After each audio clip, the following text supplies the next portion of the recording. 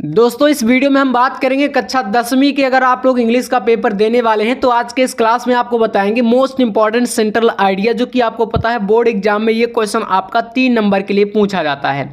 तो आपको कैसे लिखना है सेंट्रल आइडिया और कौन कौन से इंपॉर्टेंट सेंट्रल आइडिया आपके बोर्ड एग्जाम में आते हैं, जैसा कि यहाँ पर देख सकते हो प्रश्न संख्या 8 के अंतर्गत आपका पूछा जाता है right the central idea of any one of the following poems in about 40 to 50 words. यानी कि आपको 40 से 50 शब्दों में एक सेंट्रल आइडिया लिखना है, जिससे आपका 3 टॉपिक यहाँ पर दिया है dust of snow, animals, the trees. तो इनमें से किसी एक पर, क्योंकि यहाँ पर हर एक क्वेश्चन में आप ध्यान से पढ़ोगे अगर तो आपको दिया जाएगा कि कितने प्रश्न करने हैं। जैसे यहाँ पर एनी वन है, आप किसी अदर क्वेश्चन पे भी जाओगे तो वहाँ पर भी आप देख सकते हो बोल्ड भी किया गया, क्योंकि आप समझ सको, है ना। काफी सारे बच्चे ध्यान नहीं देते हैं, जल्दीबाजी में क्या करते हैं भाई, सारे क्वेश्चनों को सोचते हैं करना है क्या, तो ऐसा नहीं है। ठीक है, तो डस्ट ऑफ स्नो का मोस्ट इंपॉर्टेंट है। चलिए देखते हैं कैसे आखिरकार आपको ये सेंट्रल आइडिया 40 से 50 शब्दों में, यानी कि कम शब्दों में आप कैसे लिख सकते हो। बहुत ही आसान सा तरीका है। देखो, तो सबसे पहली बात, किसी भी चैप्टर का सेंट्रल आइडिया आपको लिखना है तो आपको पहले उस चैप्टर के जो पोएट हैं, यानी कि जो कवि हैं, उनका नाम पता होना चाहिए। तो यहां पर देखो, the poem dust of snow is composed by Robert Frost, यानी कि रॉबर्ट फ्रॉस्ट के द्वारा ये जो चैप्टर है डस्ट ऑफ स्नो ये लिखा गया है। तो सबसे पहले किसी भी पार्ट का आप सेंट्रल आइडिया लिखना स्टार्ट करना, आपको उस पार्ट के जो पोएट है, यानी कि आप कवि बोलेंगे यहाँ पर, है ना, क्योंकि ये कविताएं हैं, तो उनका आप लोग नाम जरूर लिखना इस प्रकार से एक लाइन। उसके बाद यहाँ पर क्या है, in this poem the poet in was in sad mood, it had been sowing soon a grow come it. तो इस प्रकार से पहले तो आपको शुरुआत में ये लाइन हमेशा जोड़ना है। इसके बाद आपको कविता का जो सार है, सार मतलब समझ रहे हो भाई, कविता का क्या आशय है, कवि वहां पर क्या बता रहे हैं, किस प्रकार के मूड में है। यहाँ पर जैसे बताया गया ना कि सैड है मतलब कि वो दुखी है, तो उस प्रकार से आपको यहाँ पर चीजों को जो है रिप्रेजेंट करना है।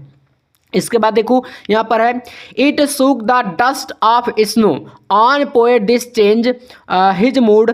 इस प्रकार से यहाँ पर जहाँ पर मतलब पूर्ण विराम लगा ना, एक एक लाइन का याद करोगे ज़्यादा बेटर रहेगा, क्योंकि एक साथ आप लोग पूरा याद नहीं कर पाओगे।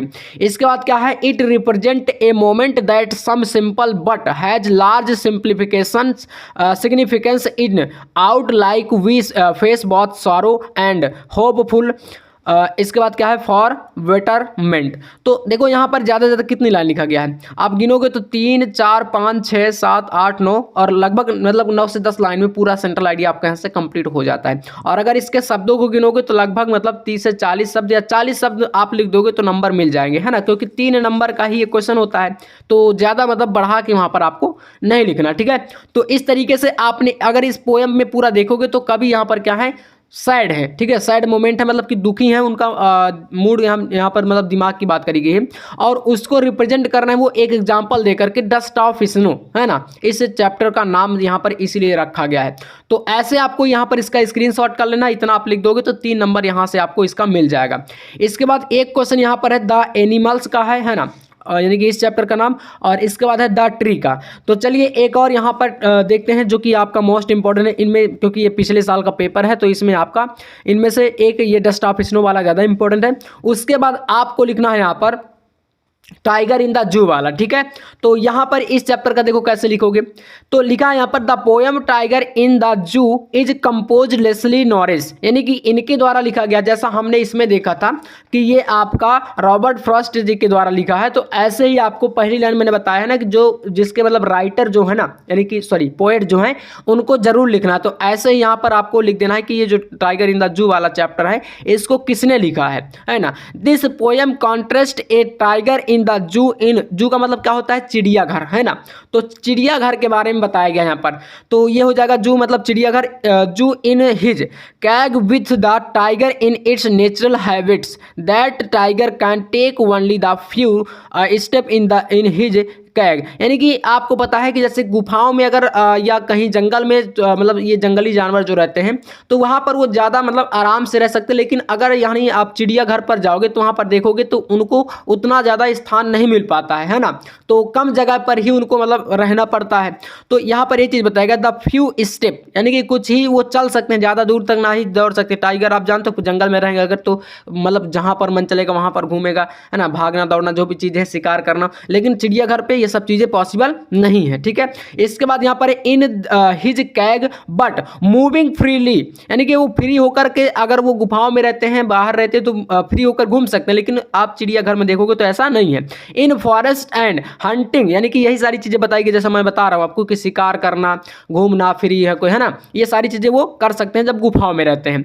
हिज विल इट कॉन्वे, यानी कि गुफाएं, the message that the tiger is keeping